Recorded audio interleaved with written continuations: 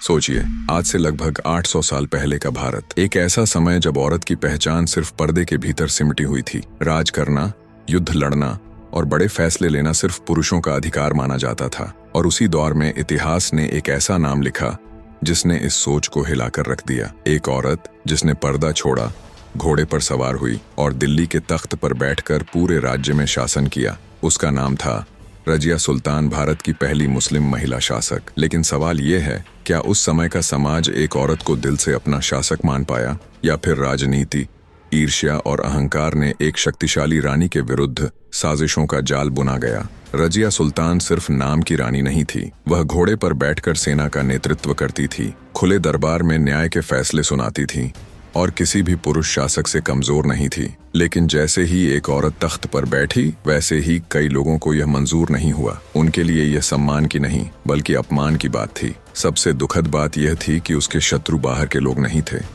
उसके शत्रु उसके अपने दरबारी और रिश्तेदार थे, और वही राज्य जिसके लिए उसने सब कुछ त्याग दिया। लेकिन यह कहानी यहीं समाप्त नहीं होती, क्योंकि अब सवाल यह है, एक लड़की जिसे शासक बनने के लिए कभी तैयार नहीं किया गया, वह सत्ता के शिखर तक कैसे पहुंची?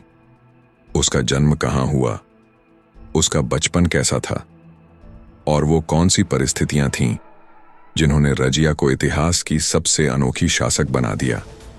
यदि आपको भी इन सवालों के जवाब जानने हैं तो वीडियो को एंड तक देखना। रजिया सुल्ताना का जन्म लगभग 1205 ईस्वी के आसपास हुआ था। उनका जन्म उस घर में हुआ जहां सत्ता और शासन की बातें रोज होती थीं।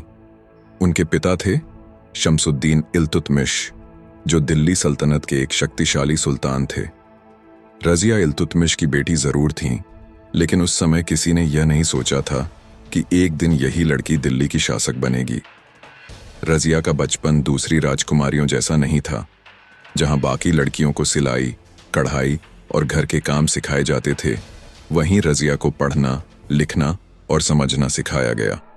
उन्हें अरबी और फारसी भाषाएं सिखाई गईं, कुरान और इतिहास पढ़ाया गया, और साथ ही राज्य चलाने की समझ भी दी गई।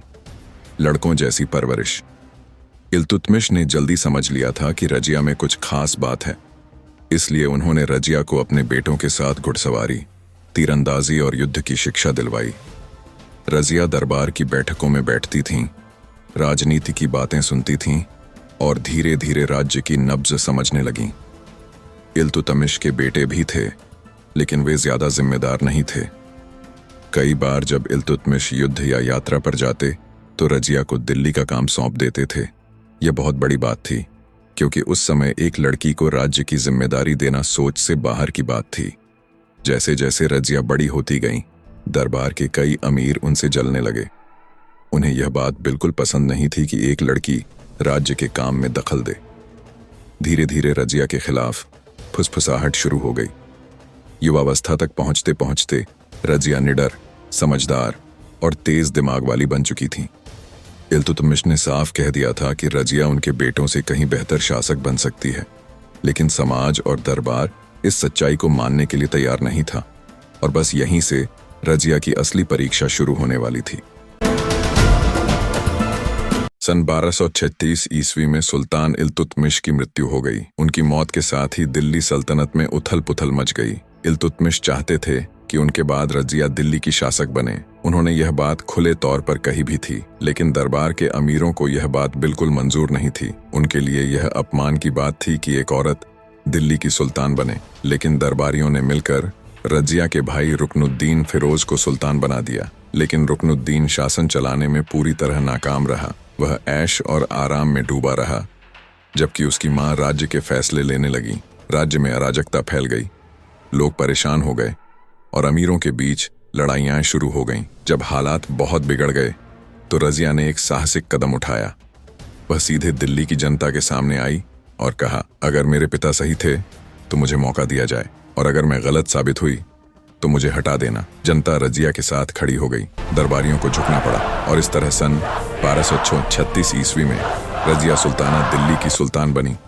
उन्होंने खुद को सुल्ताना नहीं, सुल्तान कहलवाया। वह पुरुषों जैसे वस्त्र पहनती थीं, खुले दरबार में बैठती थीं और सेना का नेतृत्व भी करती थीं। ये सब उस समय के समाज के लिए बहुत बड़ा झटका था। रजिया ने शासन संभालते ही कई बड़े फैसले लिए। उन्होंने योग्य लोगों को ऊंचे पद दिए, चाहे वे किसी भी जाति या वर्ग के हों। यही बात दरबार के पुराने अमीरों को और ज्यादा चुभने लगी। उन्हें लगने लगा कि उनकी ताकत धीरे धीरे कम होती जा रही है। रजिया की जिंदगी में सबसे बड़ा विवाद तब खड़ा हुआ जब उनका नाम एक सेनापति याकूत से जुड़ा। कुछ लोग कहते हैं कि रजिया और याकूत के बीच निकटता थी, कुछ लोग इसे सिर्फ अफवाह मानते हैं, लेकिन दरबारियों ने इसी बात को हथियार बना लिया। उन्होंने यह फैलाया कि रजिया राज्य से ज्यादा व्यक्तिगत रिश्तों में डूबी हुई है। रजिया के खिलाफ बगावत शुरू हो गई। कई प्रांतों के शासक उनके विरुद्ध खड़े हो गए। सेना के कुछ हिस्से उनसे दूर होने लगे। रजिया ने खुद युद्ध का नेतृत्व किया, लेकिन हालात उनके खिलाफ जाने लगे। अब हालात यह थे, एक ओर एक साहसी महिला शासक और दूसरी ओर पूरा दरबार उसके पतन की तैयारी में। जब रजिया सुल्ताना के खिलाफ बगावत खुलकर सामने आ गई तो उन्हें युद्ध के मैदान में खुद उतरना पड़ा। उन्होंने पूरी हिम्मत से अपने दुश्मनों का सामना किया, लेकिन किस्मत अब उनका साथ छोड़ चुकी थी। युद्ध के दौरान उनके विश्वास पात्र सेनापति याकूत मारे गए। यह रजिया के लिए बहुत बड़ा झटका था। रजिया सुल्ताना युद्ध हार गईं और उन्हें कैद कर लिया गया। दिल्ली के तख्त से एक औरत को जबरदस्ती उतार दिया गया। उनकी जगह दूसरे शासक को सुल्तान बना दिया गया। जो रजिया कल तक पूरे राज्य पर राज कर रही थीं, आज वही कैदी बन चुकी थीं। कैद से निकलने के लिए रजिया ने एक आखिरी रास्ता चुना। उन्होंने मालिक अल्तुनिया से विवाह कर लिया, जो उस समय भटिंडा का शासक था। रजिया को उम्मीद थी कि इस विवाह के बाद वह फिर से अपना खोया हुआ राज्य वापस पालेंगी। रजिया और अल्तुनिया ने दिल्ली पर फिर से कब्जा करने की कोशिश की, लेकिन उनकी सेना कमजोर थी और उनके दुश्मन ज्यादा ताकतवर। युद्ध में उन्हें फिर से हार का सामना करना पड़ा। अब उनके पास न सेना थी, न राज्य और न ही कोई सहारा। सन 1240 ईस्वी में रजिया सुल्ताना दिल्ली के पास एक छोटे से गांव में मृत पाई गईं। कुछ इतिहासकार कहते हैं कि उन्हें लुटेरों ने मार दिया। कुछ मानते हैं कि यह एक सोची समझी हत्या थी, और कुछ लोग यह भी कहते हैं कि रजिया की मौत इतनी साधारण नहीं थी जितनी दिखाई जाती है। सच्चाई क्या थी, यह आज तक एक रहस्य बनी हुई है। रजिया सुल्ताना भारत की पहली महिला मुस्लिम शासक थीं, लेकिन इतिहास ने उन्हें वह सम्मान नहीं दिया जिसकी वे हकदार थीं। उनकी सबसे बड़ी गलती यह नहीं थी कि वे कमजोर थीं, उनकी गलती सिर्फ इतनी थी कि वे एक औरत थीं। रजिया सुल्ताना की कहानी हमें यह सिखाती है कि सत्ता सिर्फ ताकत से नहीं चलती, बल्कि सोच से चलती है, और जब सोच समय से आगे निकल जाए तो समाज अक्सर उसे कुचल देता है।